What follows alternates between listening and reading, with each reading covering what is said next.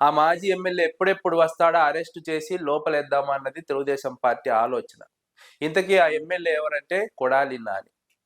కొడాలి నాని 2004 నుంచి 2019 వరకు వరుసగా 4 సార్లు గుడివాడ నియోజకవర్గం నుంచి ఎమ్మెల్యేగా గెలుపొందారు. మంత్రిగా పనిచేశారు వైఎస్ఆర్సీపీ ప్రభుత్వం. 2024 ఎన్నికల్లో ఓటమి పాలయ్యారు. ఓటమి తర్వాత అనారోగ్యంతో ఆయన హైదరాబాద్కు పరిమితమయ్యారు. అప్పుడప్పుడు మాత్రమే గుడివాడ నియోజకవర్గంలో పర్యటిస్తున్నారు. ప్రతిరోజు కార్యకర్తల గురించి పట్టించుకుంటూనే ఉన్నారు. కార్యకర్తల కోసం కష్టపడుతూనే ఉన్నారు. తాను లేకపోయినప్పటికీ వారికి అన్ని రకాలుగా సహాయ సహకారాలు అందిస్తున్నారు. దాడులకు కేసులకు ఎదురైనప్పుడు వారికి ఆర్థికంగా న్యాయపరంగా సలహా అందిస్తున్నారు, సహాయం అందిస్తున్నారు, వారికి అండగా నిలబడుతున్నారు. ఎల్లవేళలా కార్యకర్తలతో టచ్ లో ఉంటున్నారు కొడాలి నాని. నియోజకవర్గంలో అప్పుడప్పుడు పర్యటిస్తున్నారు అనారోగ్యం రీత్యా. ఆయన ఆరోగ్యం కుదుట పడ్డాక పూర్తి స్థాయిలో అందుబాటులో ఉంటారని విశ్లేషకులు అంచనా వేస్తున్నారు. అయితే కొడాలి నాని 2029 ఎన్నికల్లో గెలవడానికి ఇద్దరు కీలక నాయకులు కొడాలి నానికి మద్దతు ఇవ్వబోతున్నారు. ఆ నాయకుల గురించి ఈ వీడియో చివరిలో మాట్లాడుకుందాం.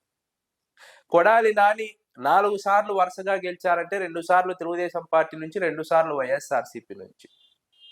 కొడాలి నాని తెలుగుదేశం పార్టీ నుంచి గెలిచారంటే కమ్మ సామాజిక వర్గం ఓట్లు పడి ఉండొచ్చు. కమ్మ సామాజిక వర్గం సపోర్ట్ తో ఎన్టీఆర్ సొంతూరు కాబట్టి గుడివాడ నియోజకవర్గం గెలిచి ఉంటారని అనుకోవచ్చు. కానీ వైఎస్ఆర్సీపీలోకి వచ్చి వైఎస్ఆర్సీపీలో 14-19లో పోటీ చేసినప్పుడు కూడా కొడాలి నాని వైఎస్ఆర్సీపీ నుంచి గెలిచారంటే కొడాలి నానికి ఉన్నటువంటి బలం ఏంటో అర్థం చేసుకోవచ్చు. కొడాలి నానికి ఉన్నటువంటి సత్సంబంధాలు ఏంటో ప్రజలతో అర్థం చేసుకోవచ్చు. కార్యకర్తలతో సత్సంబంధాలు కలిగి ఉండి, ప్రజలతో సత్సంబంధాలు కలిగి ఉండి, కార్యకర్తల కష్టంలో ప్రజల కష్టంలో అనునిత్యం వెన్నుంటి ఉండే నాయకుడికే పార్టీ ఏదైనా సరే ప్రజలు పట్టం కడతారు. అలాంటి నాయకుడే కొడాలి నాని అని చెప్పుకోవచ్చు.